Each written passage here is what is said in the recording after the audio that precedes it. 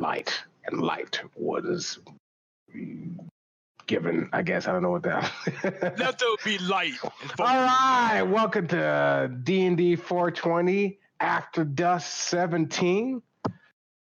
My name is Tommy. I play Throven. Along with me, I have Mike, who plays Pip, and Matt, who plays Vrask. Yeah. And as you know, After Dusk is when we get together, we get to talk more in depth, more about our character, because we're so excited that we can't talk about it in a recap. So we come and we sit down on the couch and we talk about the game here. All right. I should have wrote down what I was thinking, what I wanted, but I totally forgot.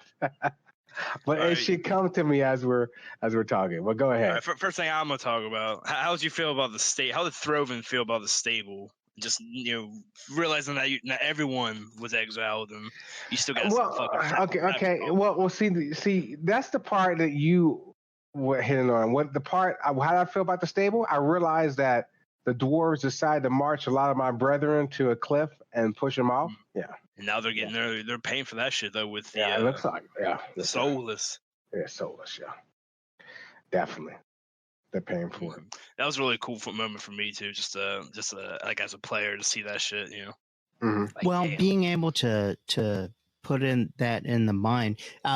Again, we saw how the people on this side of the Brower Wall being a giant wall with one gate that separates two halves of VulkaMinar. The side that we are usually on is called the Dirches, which is kind of like the lower class side. Humans mixed with dwarf, mixed with gnome, mixed with Darrow. That's where kind of the poor people live. The other side, yeah. The other side is kind of a dwarf and gnome only, mainly dwarf, high society kind of thing.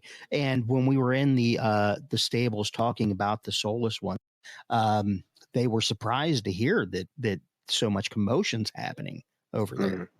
So they're trying to keep it hushed down. Well, Vrask, the fucking the character was very surprised to hear that the dwarves are having us living here for so long and having the dwarves dominate all the wilderdark. Well, not really dominating the wilderdark, but dominating the place we live in. We know they have strongholds outside the main city and everything though. So. Mm-hmm. So I'm going to ask you guys this. So what was that about the rent and rave on? What topics was it? Does anyone remember? Something about a prison wallet. I remember that. Number one. See, I thought I'm glad I said prison wallet. It was interesting to note how when we sort of forgot about the item and how the item just sort of went to the wasteland, because if I still had it in my mind when that item, when you down, I definitely would have took it off of you. Oh, really? Think about that. I was obsessed with the item, and we sort of forgot about it because I haven't forgot about it when you went down. The first thing was like, give me that damn thing. Well, I've been playing it low key. Yeah. After you tried to steal it, Pip sort of went away. Is definitely not wanting, I mean, he's even when we go to sleep or had been sleeping, he's kind of had that thought in the back of his mind, like, Throven.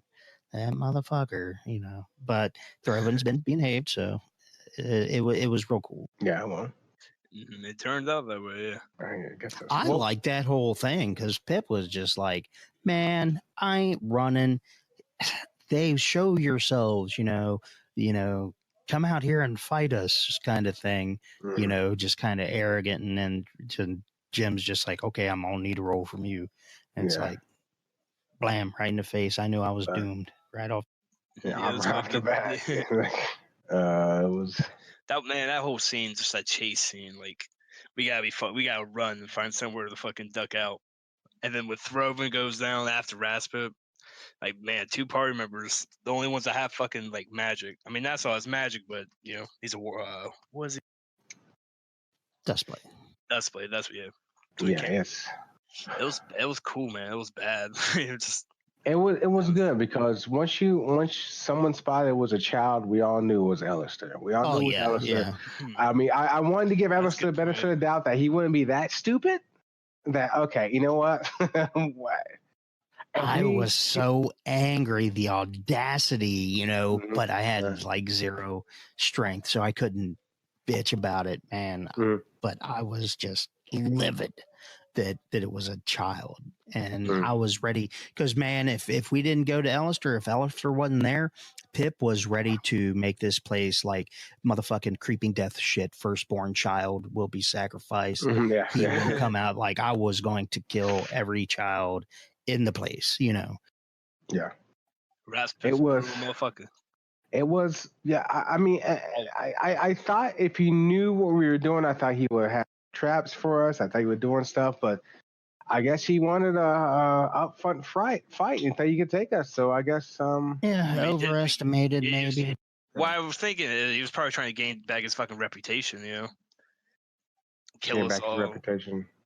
Well, you know, after that shit with the mantle not going his way, and people blame Alistair, and if he was able to kill the tribe of the Alpin, he may have been down on resources as well. Maybe, I mean, because we heard that I mean, he had been kind of been punked. Yeah. So I mean, he may like been leading on the kids. Angry was dead, so we weren't going to have to contend with her. You know. So the question is this, and Pip, I pose it to you because again, I call you the D&D cheat code, which you don't think yourself is a cheat code, but I know you're a cheat code. So are you going to set it up so you have 2 kids that Alistair tells you essentially like, hey, I'm going out of town until the unseeable future, Pip's in control? You do something like that? That's the way I'm planning on playing it. And I'll go ahead and lay the cards out here now for benefit of everybody listening, as well as the players that we have here with us. That's how Pip would like to do it. Alistair need not be dead, and it need not be known. For one, we don't need the hit. We did kill a dwarf. What are we going to do with his body? I mean, we can eat a lot. There was a couple of things I was thinking about. Like, the reason I call you a walking cheat code, because let's say they did blame us for, let's say we got blamed for dwarves, or I call you the walking camcorder of D&D. Let's say Brock, let's use Brock for example. We said Brock was back there and said, no, we know you killed Brock. What happens? Brock goes walking through town and says, hello, whatever else, and a bunch of people see Brock. And then that means we didn't kill him, and he just goes off and does stuff. So my thing is, your job is just put doubt in their head. You can definitely put doubt. Yeah. Well, especially for that. What I want to see that. Yeah. I want to do it with the kids. Pip is not planning on leaving Alistair's abode for a while. Well, we need to get it cleaned up. You guys can go back, and man, so that's the future plan, because I'm gonna have to look at my spell book to see what I still have memorized. Because I went disguise heavy when we went into this fight. So. But in saying that, what I was getting about the dwarf that died. We don't know who the contacts are, but he can easily be made to appear to be there at times. Just so, just so it doesn't seem, the timeline is wrong, No, he's still around. You see him around sometimes.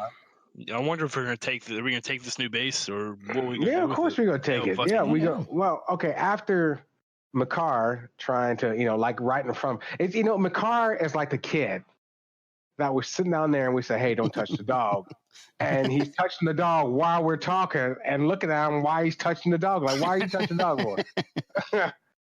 And I like Tim, bless his little heart, when he goes to, I know, I can't wait till next week when you find out the bodies are him and shit like that. Like, Tim, come on.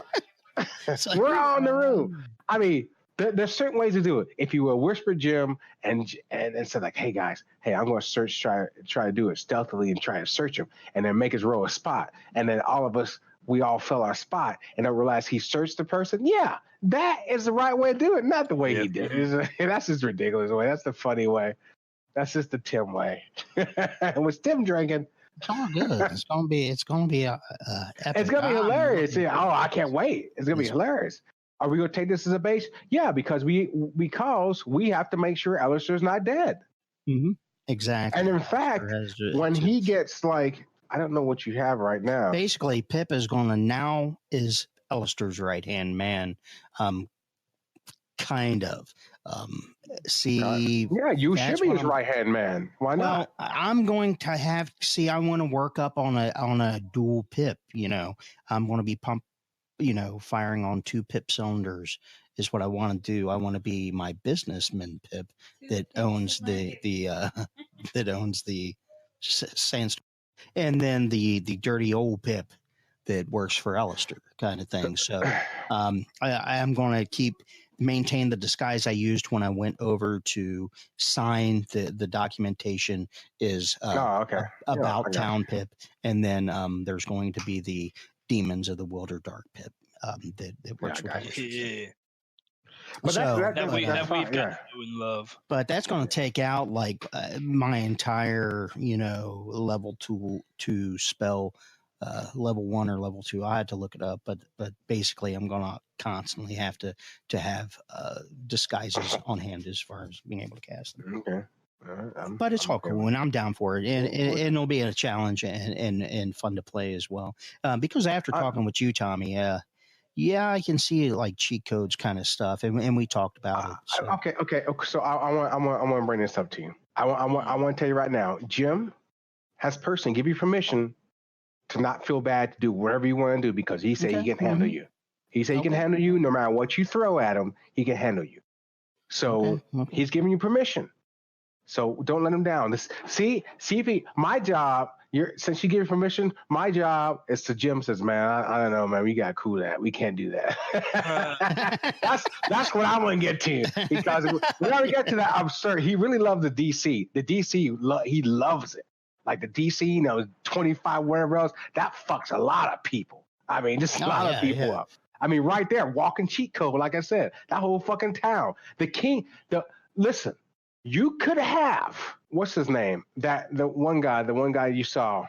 Sovereign. The Sovereign, when the bronze jaws come, you could have the Sovereign himself walk in, come in, and you say like, "Oh, how you doing, sir?" And it's "Hey, come in the back room with me," and have the bronze jaws just hit the fucking ground. I have no idea why you fucking around, man. And why are you fucking around? I'm telling you, you give me that character because Jim and I we talked. We said, "Listen." I will play this is like the first game that I will play every character as it is because we build them really great and just play them and don't keep it. But Pip, you're a walking cheat code. Mike, I'm just telling you, I'll be doing shit that would be just crazy until you're we get. Yeah. And everyone would believe it. Like everyone, like roll your 20. You got to get a natural 20 and just roll. I just don't know why. You got to see the Sovereign. Have to start working that in there then, apparently. I don't know. You saw the Sovereign. There was a reason why you saw the Sovereign. I bet you there was. It's possible. Why not? You're all about intellectual chaos. That fucks with people's head. Now I'm like, man, does he know the Sovereign? What's the Sovereign doing here? And it gets back to the bronze job. Yeah. That would be cool. Oh, it would be cool. I wanted to talk about another favorite moment of mine. I didn't want to include it in favorite moments when we did the 27 recap because we really glossed over it. Actually, we didn't even talk. Was in the beginning how everybody or how you two were like, Pip, what are we doing? Pip, what are we doing? Pip, what are we doing? And it really aggravated. It was fun because it aggravated me. Because I didn't know. Like, fuck, I don't know. And Pip doesn't know, I guess. So, like, and it was able to, like, get that heated. Well, God damn it, being able to, I think I enjoy playing people that are pissed off. I don't know. That's something I'm a little bit curmudgeon-y in nature. Yeah. So when I'm able to like blow my top and the steam shoots out of my ears and call people names, not out of like being able to say like, you human schleck, of course you don't know what you're doing, blah, blah, blah, because you've been in my ear for the last, 5 minutes. What are we doing? What are we doing? Yeah. Don't we need to do this? Don't we need to do that?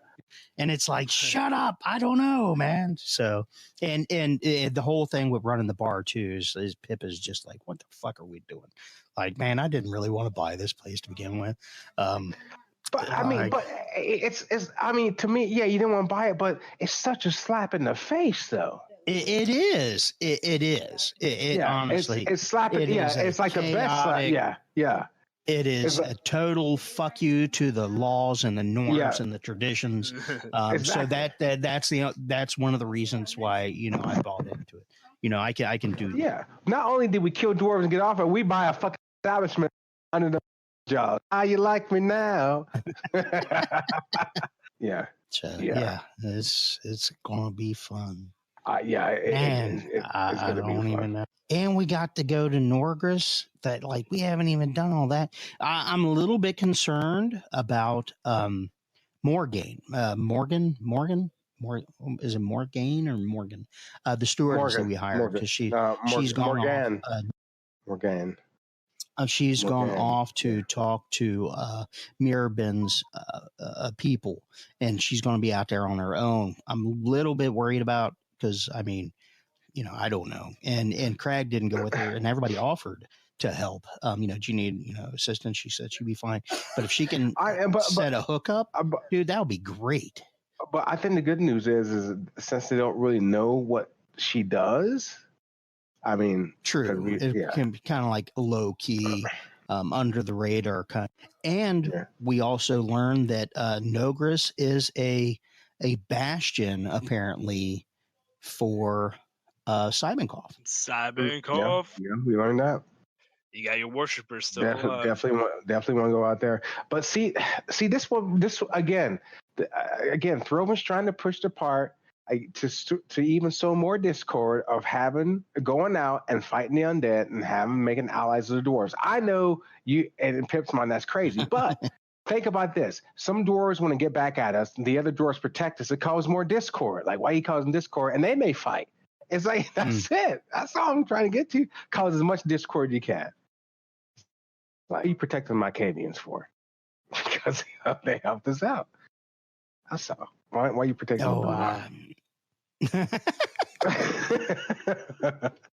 Man, you get mixed up. Yeah. That's the reason why. Because I know when this whole thing. Because I mean, let's say Cybernkov did do this. Now we got stuff like we can do stuff where you're owning land. You can do stuff with your illusions and do stuff. You can even use your illusions. Maybe just one of them to even have an undead in part of the Witchcott town that looks like it, I was just getting ready to say. Yeah, I know. Well, something along those lines. I mean, we could do the super powered team up thing where if the Bronze Jaws are in the bar, all of a sudden a soulless one busts through the door, or comes in and everybody jumps back aghast. Throvin jumps up and exercises the thing and it goes away and everybody's like, oh my God, kind of thing. That may be good. Just follow my lead. So I will. If you see a soulless one, it's probably me. It's probably Pip. It's probably Pip. You got to say that. So I mean, So we need some code word like haberdasher. Oh, okay, Pip's up to something. Yeah, well, you should come up with something. What do you mean we need a code? You give us one. I don't know why. I just do it, man. I know. And let it fall where it lands. Yeah, that's Rasp. He just let it go. I mean that's the reason why I call you like the walking cheat, because you can do stuff out of character. I mean, now out of combat that we can't do just to fuck with people. It's like a bard, I mean, you can do all this stuff, which is, you're like a spy master and a half. I mean, you're definitely a spy master. You're a spy master. Oh no, I'm not disagreeing with you. Yeah. It's just that my noobitude, I guess. I don't know. My play style isn't like that really. So I'm being, and I will let you both know this a little bit. I'm a little bit uncomfortable with it. because I haven't played a whole lot. I mean, okay, I say that, and we're doing what is this 26? So 1 week, 27, 27. yeah. And then on top, and ladies and gentlemen, before this, we played like so many weeks of the Gladiator too. So I don't know. So before so I'm ruining what I'm getting ready to say. I'm saying just do it. Just let it go. You need to practice. Yeah, real. Yeah. I mean, you have all these. Just do it. You have the practice. True. Like because I imagine Pip being like Alistair, but like 10 times better when it comes to information. Like the information guy. Like he'll gather information, get information. He'll set stuff up. He'll have people. Like if he wants to start a war with 2 clans, he'll have something where it looks like one of the clans kills someone, or one of the clans gives Pip money, or one of the clans give another, whatever else, It's just so much stuff you can do out of game to just really get shit going, causing trouble. Well, and that goes to, I guess, kind of like when do you imagine we're going to head to Nogris? I mean, are we going to try to get things set up? I guess it all depends on what's going on, because we really need to start keeping tabs on what's going on the other side of the Browers. Yes, we do. We need to get our stuff together. We need to keep tabs. We need to give the illusion of being, and I think that we should just remember this word, useful. We have to be useful to the dwarves, because, buying this stuff, we got the Bronze Jaws after us. We got some other people after, other clans don't like us because we killed some dwarves. They were just searching for us pretty much in the Dirges before, this happened with the Soulless Ones. So we got to remember, once the Soulless Ones ends, if we're not deemed useful, they're going to be attacking us. True. Yep, straight up, just purging us. Well, unless we've invoked or assisted in what Pitt believes is a big shift in politics. But so if we're not assisting and ensuring that either happens, or, well, I guess that's where you say play both sides, because if that is unable to happen and we didn't play the other side, then we're screwed. So I got you. Yeah, but what's the sense of? I mean, we're just playing a side for ourselves, whichever makes us easier. If we have to go kill Soulless Ones, that's fine. If it makes some dwarves happy, if we go out on patrol for Soulless Ones every now and then, we find we search for It's easy for you to say. My big because I've lost my big anti-dead thing. That scarab was like my only attack against him. It's like that fire, yeah. So, I think it would. No, I don't think so. I've been magic missiles. I think you have black tentacles. Yeah, for CC. Yeah. That's all you need, don't you? CC. Yeah, I guess so. Yeah, but because that's a conjuration. That's not an illusion. Yeah, it's conjuration. Yeah, black tentacles. Yeah, you got a couple of things, but black tentacles is one of them. That definitely. And well, this is a question, because even if I used and this is something that I'm probably going to ask again, because I won't remember because I'm asking. Shadow conjuration, because it's an illusion. Would that affect something that's not is immune to mind affecting things, like a fungus or a plant based creature or an undead or something like it? I do believe. Let's go. Let's. Well, I don't want to break up. No. You don't want to break up the thing, but that is all right. You do the research. Yeah, I do making a research.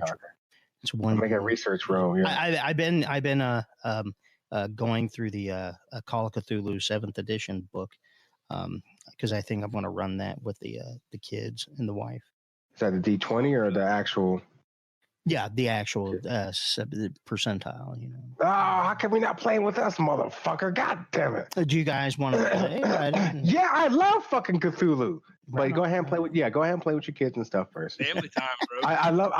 I love how you get like so many personal points and so many occupational points. Yeah. I love that. If you roll under that, I'm sorry.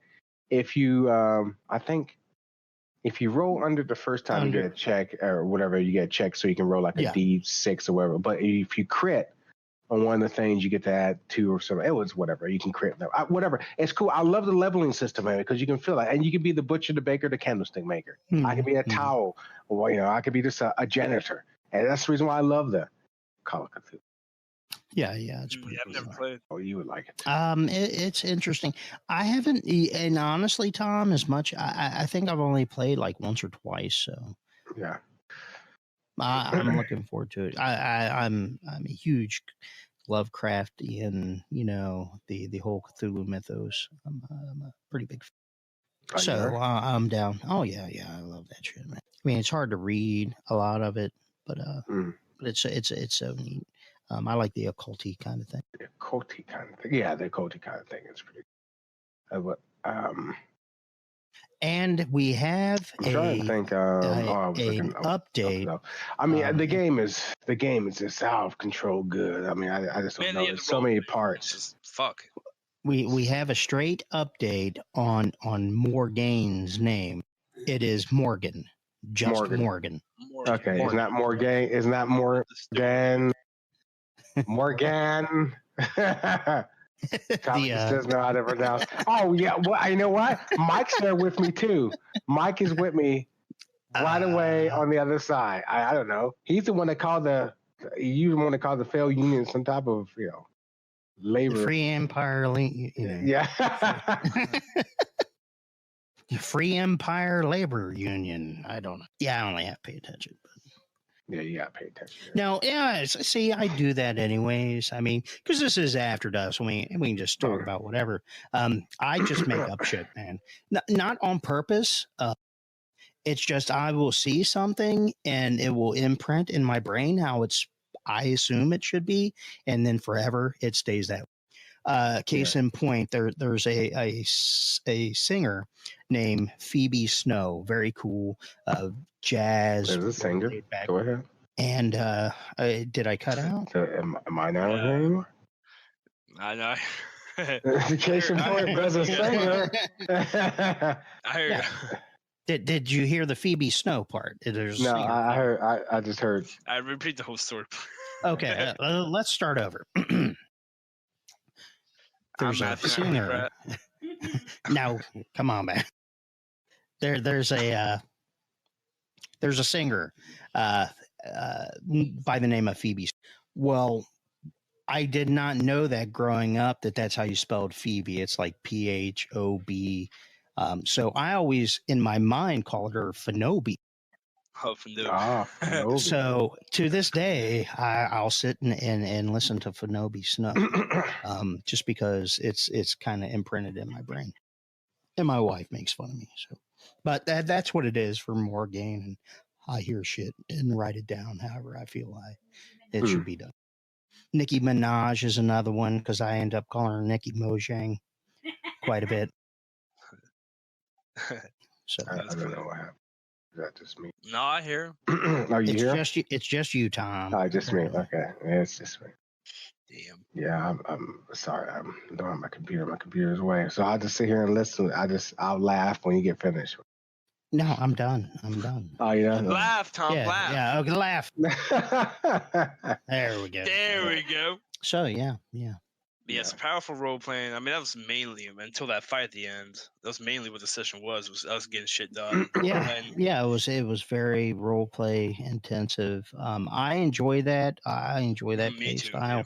Like I can be down for playing with you guys, with everybody, and not even having to roll dice. I mean, I like the I don't know. I like the role playing aspect of it. You know? Yeah, role playing aspect. Yeah, just feeling your character. That's my favorite thing about it. But the role playing as well. So I don't know, but let's say if we go with figments, which they do, or they say phantasms. But let's say, because they say immunity to all mind-affecting effects. So if we go shadow of evocation, it does say will disbelief here interacted with. But the clause is that if the disbelief attack Spells that deal damage normal. Spells that deal damage have normal effects unless the affected creature sees a will save. But let's say they don't have it, right? Each disbelieving creature takes only 1/5 the damage. Yeah, 20%. So would it automatically be to 20? I would guess it automatically be 20, but you gotta remember, you're taking that. Oh, it's no longer taking that feat. That feat doesn't apply. But you have the one where, especially at 3rd level, which is next level, your spells were not next level, the level after next. Mm-hmm. That's when you can sacrifice a spell and it supersedes. So if you sacrifice a 50, they take 50%. Yeah. Whatever else. That's what I'm saying. To a point where they'll be able to take, because if we go that way, by time you build up, because they do have will saves. Undead, they do have will saves for some stuff. But by time, let's say like Jim went ahead and said, like, okay, delusions, some illusion can't do it. Your whole job is to interact with undead and deal damage to them. So even if they don't believe it, it still does 100% damage. Yeah, that could be like, well, fuck this. I'm gonna make sure you believe it. Like you don't have to roll. In the short term, I may need to buy a flamethrower, though. Be cool. So, well, that was a joke, guys. You're supposed to. Yeah, shadow conjuration. Because I chucked my last concussion grenade. So, but there is rumor that there's a gnomish tinkerer working on a machine or machines to help eradicate that soulless problem on the other side of the dirges. Did I mention that before? No, mention what again? There's a gnomish tinkerer actually working on a solution, making a machine to take care of the soulless ones. No. I don't know if it's a machine or a certain type of weapon. He may or may not be part of the group of heroes currently battling spearheading the battle. Well, then we definitely need to get out there and show them up. I mean, we need to get out there and show them up that we can do stuff. I'm not disagreeing. Because all we need to do is go off and like a group of people just pick up dwarves. They're out there fighting, save them, and be heroes to them. Just save them. They're against all odds. We come out, we save them, and we don't ask for any money. We just ask maybe a favor in the future or whatever else, or just spread that the Alpine tribe are out here fighting. That's all we really need. We don't need to be out there that much, because then that would be. Then it comes that, if they do need our help, it's either give us coin or, we go work out some deal or we go do them a favor. It says, well, okay, fine. You don't want to pay us for anything. Let's say that we do go out and help you. You will have to turn a blind eye with some of the stuff we do. Or maybe we have to, maybe you can get something for us or whatever, something that's, just to use them. Like they're thinking they're using us. And it would gel with the not being, that would gel with not being altruistic, really, even going out there. You're not truly being altruistic in helping. It's more self-serving, Yeah, self-serving. You're helping out these people because you want them to go back and say, hey, they came and helped. Mm-hmm. Yeah. And become useful. Yeah. But I still like the fact with the, whatever, the head of the guy, the Dwarven King, what's his name? The Sovereign comes in with Pip. Just to walk into what's got. That'd be cool.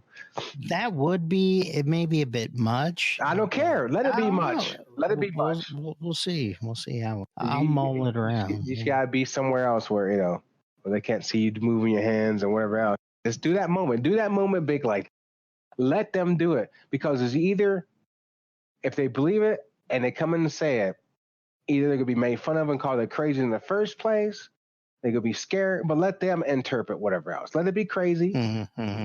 Oh, yeah. Because I want to see the Bronze Jaws reaction and what happens, what they do with that, what they go back. Because then, but this question is this. It's that grain of doubt. Like, okay, really, even if he did come back to the Superior, it's like, no, I don't think the Sovereign would do that. And then even if the Sovereign tells him that no, could you really trust him during this time of stuff's going on? You remember, this is the same Sovereign that let a gnome in, It's totally let the chaos Yeah. run rampant. Something that we ought to do as well. I don't know if it need to be done in game or maybe getting with everybody out of game or an email or something would be we really need to kind of start looking at and defining what the current power structure is as far as the clans go. We are aware, and I feel stupid because I don't have my notes because I do have some of the clans and some of their roles, but it always feels like there's a kind of an order, okay, this guy is over this guy is, this house is over this house is over this house or clan, however they're always a bigger delineated. dwarf. Yeah, it's always bigger. That's the reason I say go with the biggest dwarf and let them figure it out. Is their interpretation of they have to go back and tell their clanmates, we saw the sovereign at the whatever clan, whatever else, what he wants to do. And they said, oh, that's not the whatever else, you're out of your mind. But it's that, as I like to say, it's that grain of doubt that you instill. It may just have them pause and hesitate just for a second longer for us to do other stuff.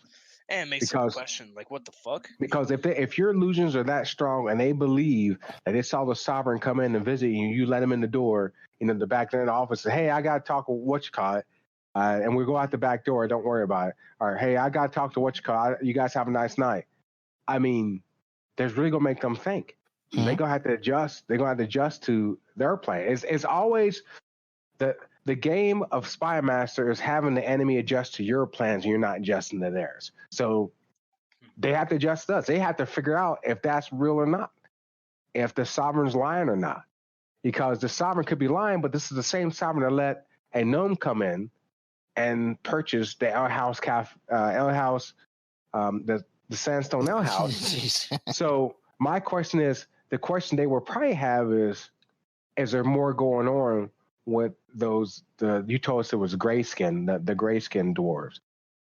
Is there more going on that they don't know about? So it makes them pause. It makes them waste resources researching that, sending manpower, talking, negotiating. That's it.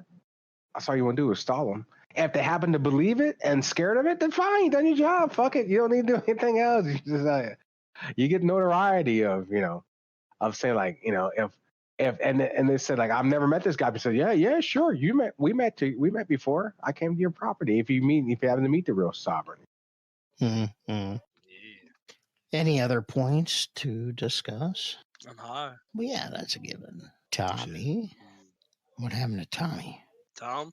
Oh no, we were talking about Call of Cthulhu, and they done come and snatched him up. You fucks. But I am looking forward to this Sunday's game. I mean, I always look forward. Yeah, to the aftermath of Elliser's fight, man. I mean, that brutal little showdown he put on. Mm-hmm. And then I want to see what happens with Nassau. Like, what the fuck is he gonna do? Are we like is he too far gone, or I just want to see what he does. Yeah. Am I back yet? Oh, it's Tom. Good. Yes. Yeah, welcome back, Tommy. Those fuckers. Yeah, I don't know what happened, but I mean, I have no idea what we were talking about before I cut off because I heard you guys. I go, oh, I cut off. Well, I just mentioned Nassau, the ending, the showdown, and well, thoughts on like. I'm just curious to see how far Nassau's gonna go. Mm-hmm. I just want to see how far he's gonna go. The circle is now complete. Nassau is now one of Anilaram's men. Hey. That's how I see it. It's been a long process of not telling about the sword, of letting him go down this path of chaos, to realize that chaos is true power. True power is chaos. True power. And then he may be more willing to see stuff our way now. That's true enough. I mean, he's gonna be going with us a lot more, or he's gonna be like unreasonable. Yeah, I'm curious to see. Unreasonable. He was unreasonable being lawful.